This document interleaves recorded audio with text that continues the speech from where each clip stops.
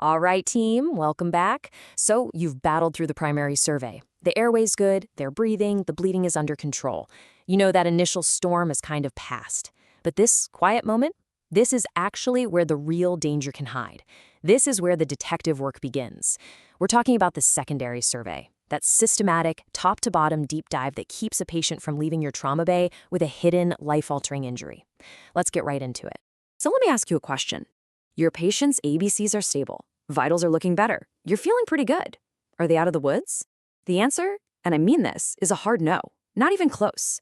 See, the most immediate threats, the ones that kill you in minutes, they've been handled.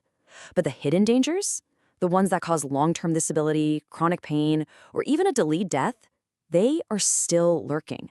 And our job now is to hunt them down systematically.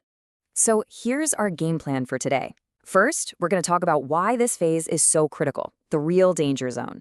Then, we'll gather our intel using the ample history.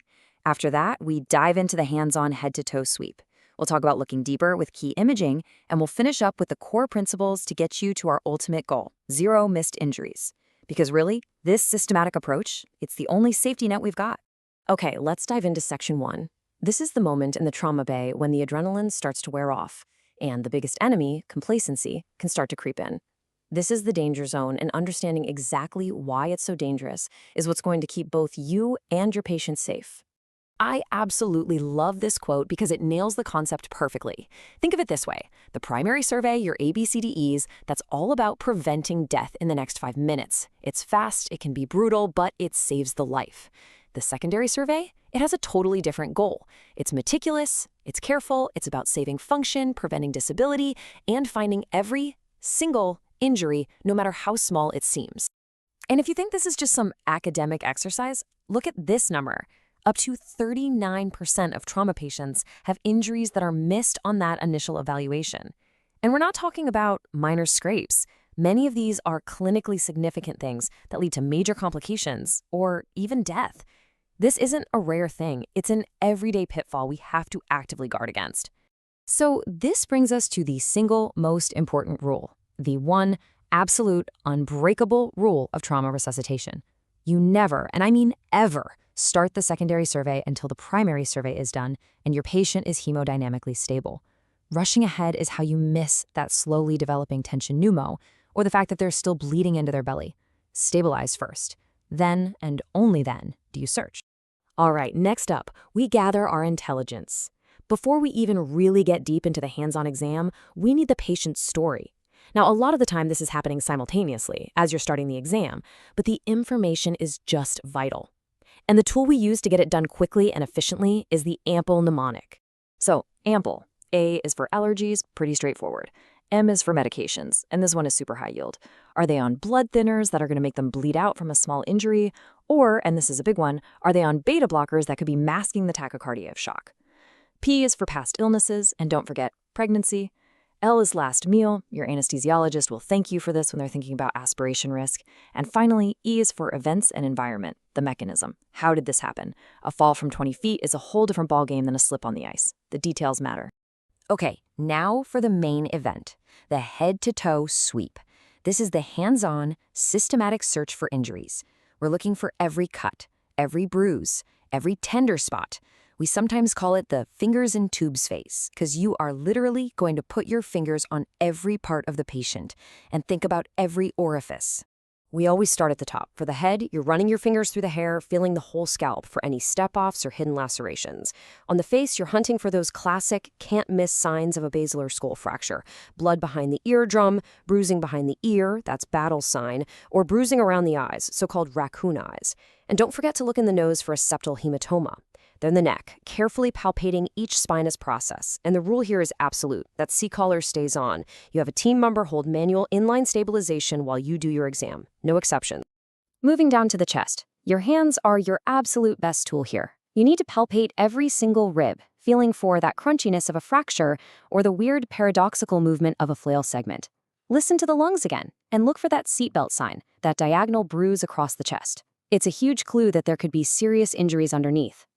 For the abdomen, we're looking for distension and tenderness, but you have to remember its major limitation. In a patient who is intoxicated or has an altered mental status, the physical exam is notoriously unreliable. Okay, the pelvis. Now listen up, this is critical. You get one gentle compression on the hips. If you feel any instability, any give at all, you stop. That's it. You've diagnosed an unstable pelvic fracture. Do not rock the pelvis back and forth. All you're going to do is pop off the life-saving cloth that's trying to form and cause a catastrophic hemorrhage. Your next move is to put on a pelvic finder. Then, before anyone even thinks about a Foley catheter, you must look at the perineum.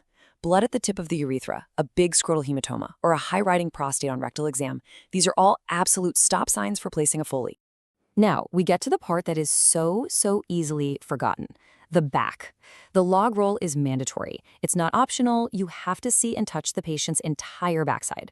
While your team maintains C-spine precautions, you roll them, look for any penetrating wounds, and you run your fingers down every single spinous process from top to bottom. Once they're back, you finish with the extremities, checking all 4 limbs for deformities, feeling for pulses, and testing motor and sensory function to round out your neuro exam.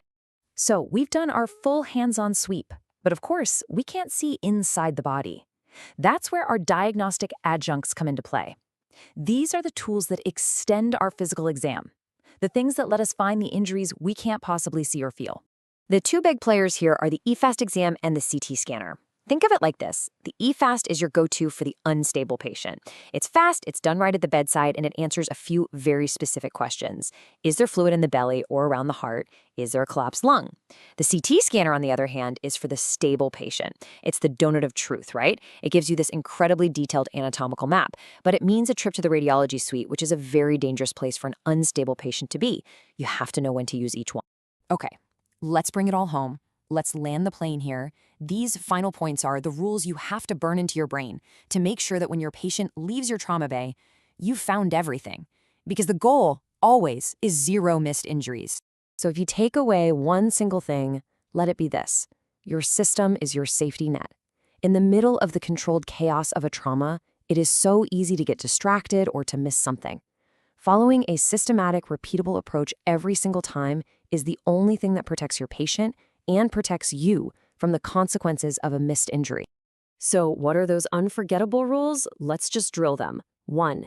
You only start after the ABCDEs are done and the patient is stable. 2. Get an ample history. It's the story behind the injury. 3. Always check the meatus before the Foley. You do not want to be the person who causes a urethral injury. And 4. Always perform the log roll. The back is a massive blind spot if you don't look. And I'll leave you with this one last thought. You've done a perfect exam. Your initial imaging is negative. What's the biggest threat to your patient now? It's your own grain. It's cognitive bias. Things like premature closure, where you find one big injury, like a femur fracture, and you get so focused on that, you stop looking for anything else. Trauma patients are dynamic. Their status can change in a second. You have to constantly reassess. Always stay vigilant.